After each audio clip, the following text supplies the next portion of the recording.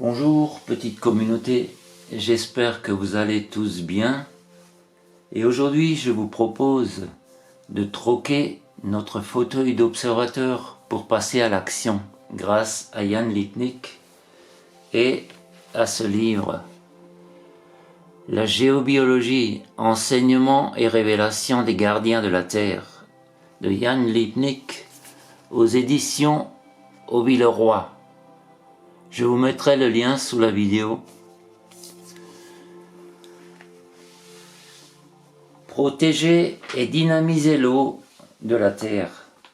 Dans le livre Géobiologie, enseignement et révélation des gardiens de la Terre, Jan Lipnik nous propose d'agir concrètement pour protéger et dynamiser l'eau de la Terre, y compris de vastes étendues d'eau comme les lacs, fleuves, mers et océans.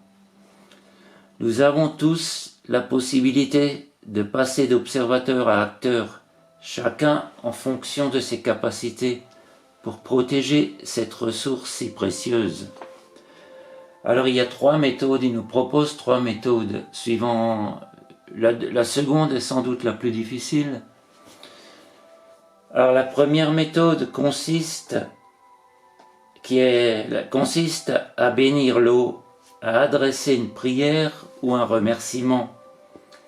L'auteur parle également d'offrir des prières à la pluie, afin qu'elle véhicule des informations de purification et de dynamisation.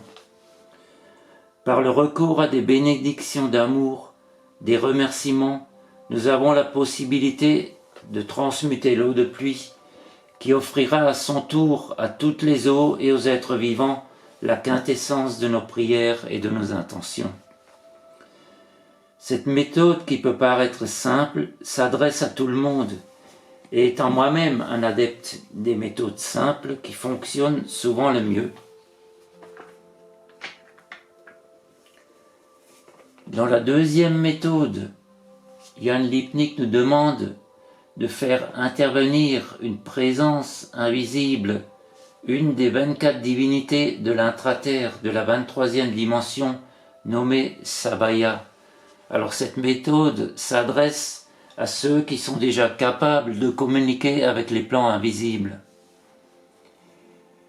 Alors Sabaya propose à ceux qui la sollicitent de consacrer une fiole d'eau munie d'un compte-gouttes et remplie d'une eau pure qui nous servira à ensemencer rivières, lacs, sources et torrents, même la mer et l'océan. Sabaya vous conseillera sur le nombre de gouttes à utiliser en fonction de la quantité d'eau à dynamiser. Il est donc nécessaire pour cette méthode d'avoir des capacités de communication avec les présences invisibles et de pouvoir mesurer les effets de nos actions. Alors il y a une recommandation extrêmement importante. Il ne faut en aucun cas boire les eaux ainsi dynamisées.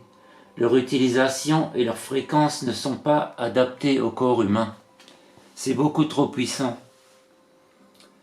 La troisième méthode conviendra à ceux et celles qui ne sont pas forts en communication. L'auteur propose de photocopier le symbole à la page 210 du livre, qui est ce symbole-là. Mais je pense qu'on peut le récupérer sur le site de Jan Lipnik, il me semble qu'il est gratuit. Je vous mettrai donc le lien sous la vidéo et vous pourrez le trouver à cet endroit. Donc ce symbole, il suffira de placer une fiole d'eau sur le symbole, directement sur le symbole. C'est donc une méthode très facile.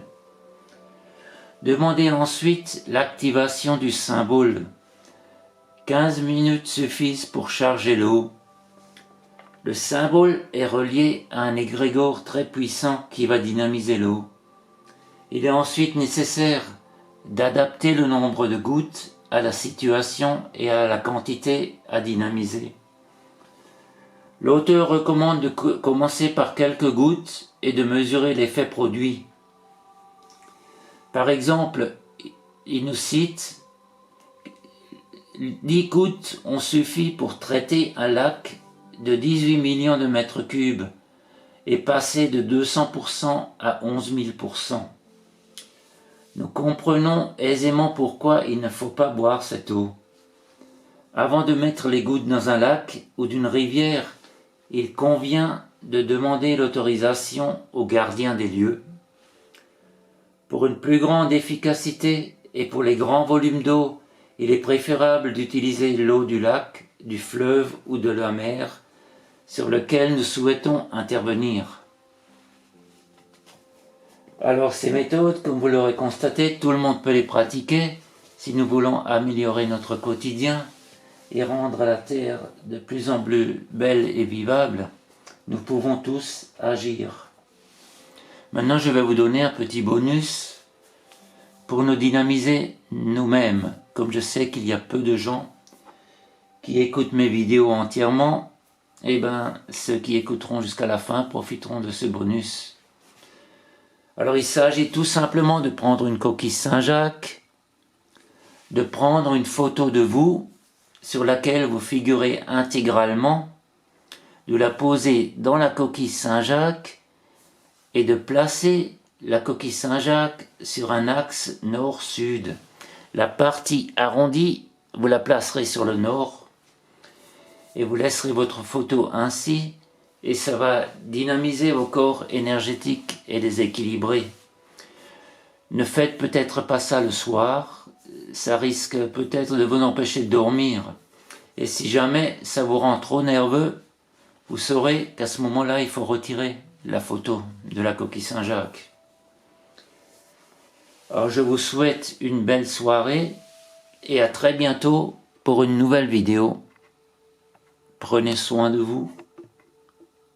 Au revoir.